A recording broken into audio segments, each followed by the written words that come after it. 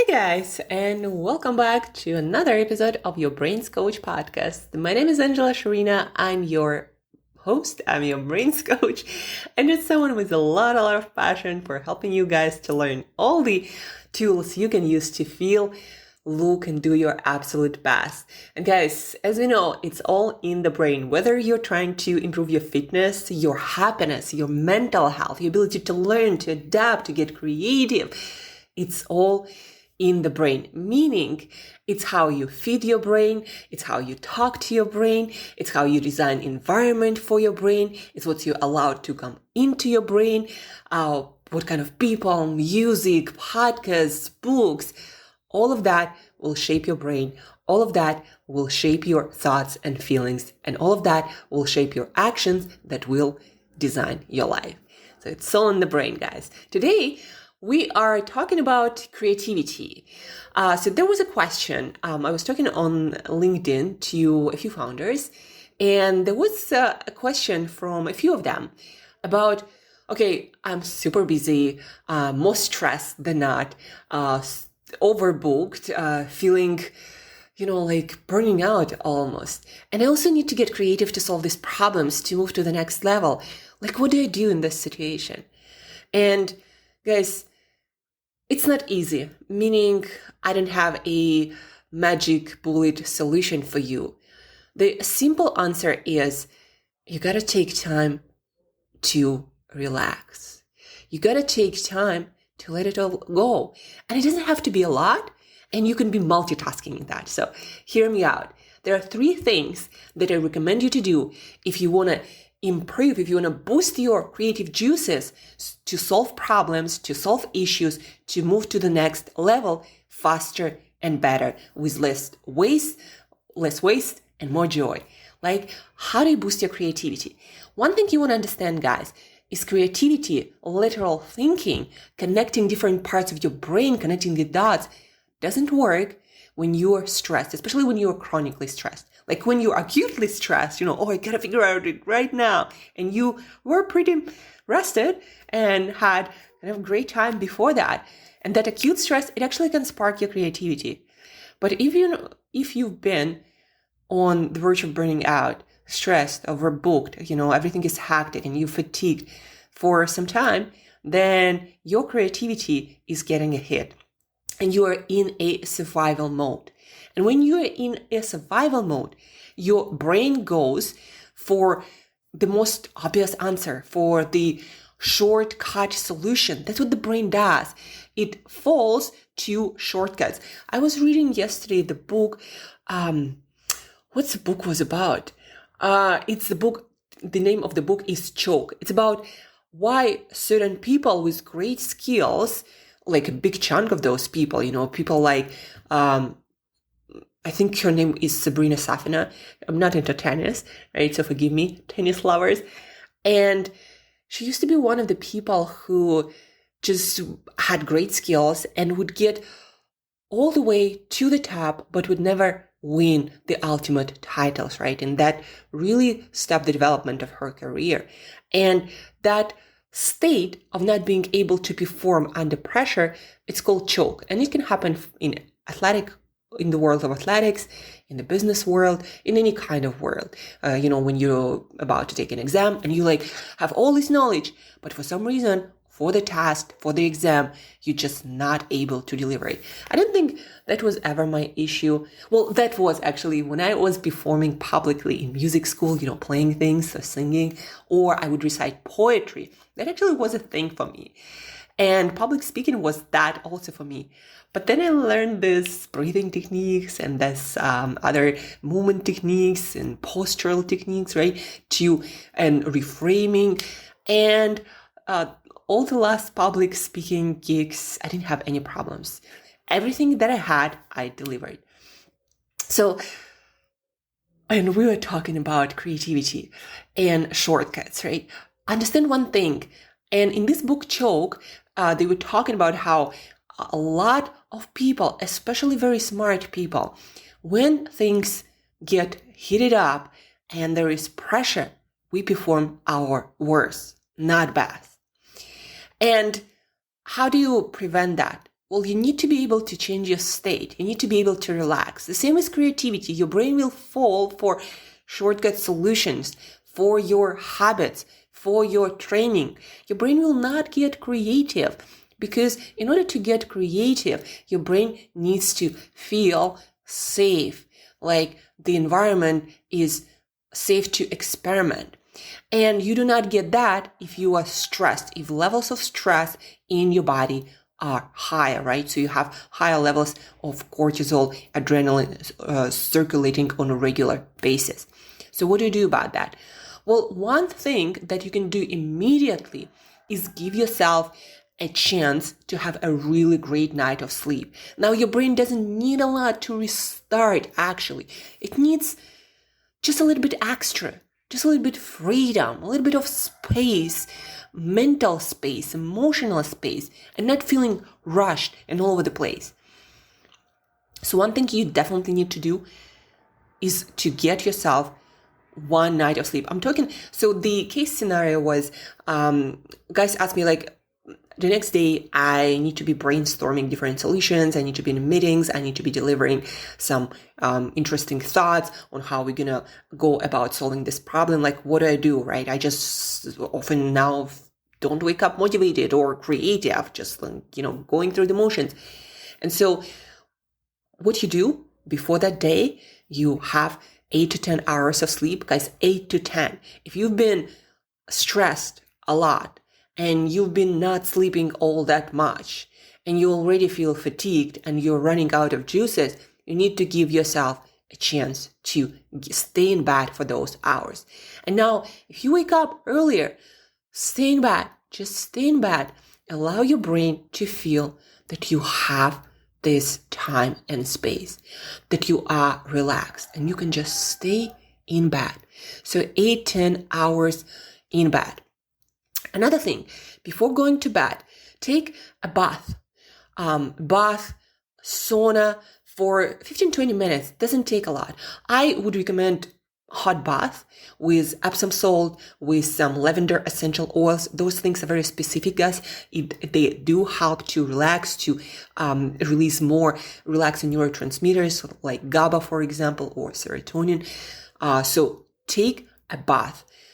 15-20 minutes, lavender essential oil, Epsom salt, very cheap solutions, and go to bed after that. Also, on that day, either right before that brainstorming session or when you're going to be working on problem solving, do something fun. At least absolute minimum 30 minutes. I would recommend to go for an hour. Do something fun, something that's not related to your work, something that will spark this creative, childlike, spark in you, spark, but do something playful. Something, again, that you're not going after any problem solving, anything that puts a lot of pressure on you. Just play a game, some sort of activity that feels like a game for you. You can also do things like crafts, or maybe take a dance class, or also just doing mundane things also help. Just do some light cleaning, not like, a full blown cleaning where you feel exhausted after it. No, just do maybe a little bit of decoration, putting things together, things like that. Eliminate clutter. I highly recommend, though, to also figure out some playful activity, even if it's like playing a computer game. Do something that will help your brain to turn on lateral thinking and turn off your prefrontal cortex obsessiveness. Allow your brain to connect the dots, right? To engage different parts of your brain. That's why different movements like dancing helps. When we move in different ways, your brain starts to engage different neural circuits, and you literally start thinking differently. So dancing, really amazing. Playing music, listening to music can be a really great playful activity. And before that activity, and also before bed, pose a question or 3 questions. Some questions to allow your brain to ruminate on or incubate on. again, connect the dots and start working on those solutions, right? So 1-3 questions before going to bed. And, because dreaming especially, it's one of those times when your brain has a lot of freedom to connect the unconnectable, to imagine the unimaginable. So posing questions, actually quite a few famous inventors did that. Need to look up a few names, but that's actually a very effective practice to come up with breakthroughs, innovative solutions. Pose the questions that you need to resolve, pose the problems in the form of questions before going to bed. 1-3 questions, like how do I sell out my course? Or how do I sell out my founders coaching circle, right? That's just from my personal experience. Pose those questions right before going to bed, so your brain has the ability to access all the database of your experience and again, connect the dots, give you maybe some out there solutions that actually might work. So pose the questions, have a great night of sleep with 15-20 minutes of hot bath right before going to bed. With essential oils, with specifically lavender and Epsom salt. And remember a couple of things, guys, about creativity in general. Creativity does not happen when you're stressed, underslept, under pressure continuously. It just does not happen. Creativity only can happen when you feel like you're relaxed, you have space, you have time, you're playful, you have time for non-serious stuff. That's when we're really productive, right? If there is some skin in the game, it helps. But if you've been fatigued and stressed and again on the verge of burning out, or not sleeping for several nights, of giving yourself, 5-6 hours a night, not great for creativity, not gonna happen. They say Einstein used to sleep for 9-10 hours. Look it up. The more creativity, the more innovative solutions you want from the brain, the more idle sleep and just not doing much, playful, doing mundane things, going for long walks. You need to give your brain that time. And the second thing, you want to remember that creativity differs from focused analytical problem solving in a way that it requires incubation time. And we already talked about that on this podcast. So what it means is you pose the questions, you pose the problems in a form of questions, and you give it time. You go, you plan, you do some errands, you sleep on it, you take nap on it.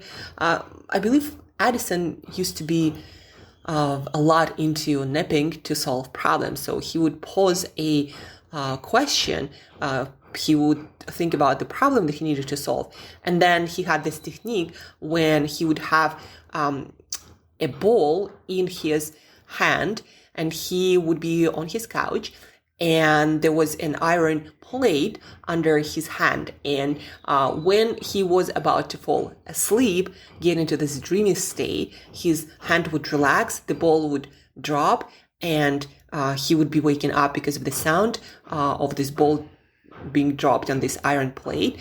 And he had a lot of insights from that dreamy state. But before, again, he posed the question, he gave his brain this incubation time. He kind of tried to shortcut, I guess it, so you don't have to sleep on it. You don't have to, go and do anything playful. And you can just kind of get right into your insights right away. So there is some noise in the background, making it a little bit harder for me to deliver this podcast. But, actually from the book Choke, not on the creativity, a little bit of a side note. One of the techniques to prevent that choke is to perform under mild pressure before the actual event. So if you have to do a public talk, then bigger public talk, then maybe giving that talk to a few friends of yours will be a simulation that your brain needs to not choke under that bigger pressure. That's what this, noise reminded me of. And now it stopped. And now I can deliver this podcast even with the noise at the background. Oh, let's start again. But anyhow, guys, so creativity, 2 things you want to remember. Does not happen when you are stressed, underslept, overwhelmed, burning out. And number 2, you want to pose a question. You want to give it incubation time. And you also want to do on a regular basis activities that allow this playful, idle brain for your brain, time for your brain, when you can when your brain can think about anything, can imagine unimaginable. And that's about it, guys. Your creativity user manual. So if you are also in that state, you are struggling to come up with creative solutions and you need them, well, then you need to take time, you need to sleep, you need to take that bath, you need to do something playful, you need to pose those questions, allow them time to incubate. And when you get into this brainstorming session, perhaps with other people, you're going to be in such a great shape. So try it. Let me know how you do. If you have any questions, maybe book recommendations or just questions about the protocol for creative thinking, let me know. Don't forget to share this podcast episode, because sharing, teaching will help us to create a better world, to help more people to get more creative and create this better world, right? So share, ask questions, teach this to other people, try it, give me feedback. And stay tuned for the rest of the week. We're going to talk about certain nutrients that are crucial for your brain performance and mental health and where you can get them. And we're also going to talk about how to optimize for oxytocin and why you should care. Oxytocin is this molecule of social bonding that a lot of people these days neglect. So stay tuned. Have an awesome day. Get creative, sleep on it, and I'll talk to you very soon.